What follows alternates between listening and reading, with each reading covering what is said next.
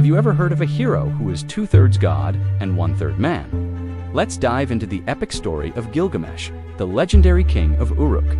Imagine a young prince, Gilgamesh, born with incredible strength and a divine heritage. From a young age, he was different. He was stronger, faster, and more charismatic than anyone else. As he grew, so did his power and his ego. When he became king, he was a tyrant. He ruled Uruk with an iron fist, believing he was invincible and could do whatever he wanted. The people cried out to the gods for help, and the gods listened. They created a wild man named Enkidu, a being as strong as Gilgamesh, to be his rival. When Enkidu came to Uruk, he and Gilgamesh clashed in a titanic battle.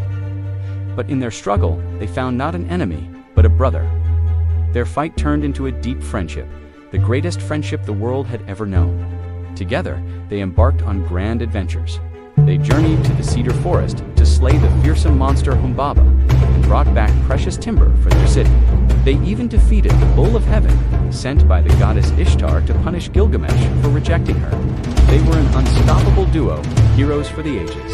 But their triumphs came at a cost. The gods decreed that for killing Humbaba and the bull of heaven, one of them must die. Tragically, Enkidu fell ill and passed away. The death of his best friend shattered Gilgamesh. For the first time, the mighty king felt fear, the fear of his own mortality.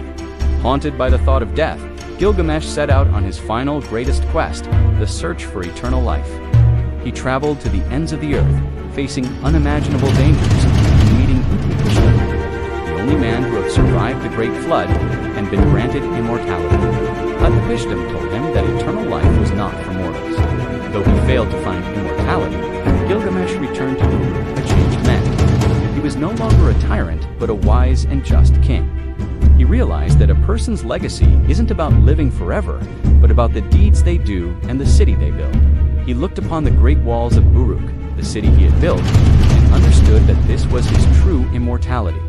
He lived out the rest of his days as a beloved ruler, and his story was etched into clay tablets, ensuring his legend would never die.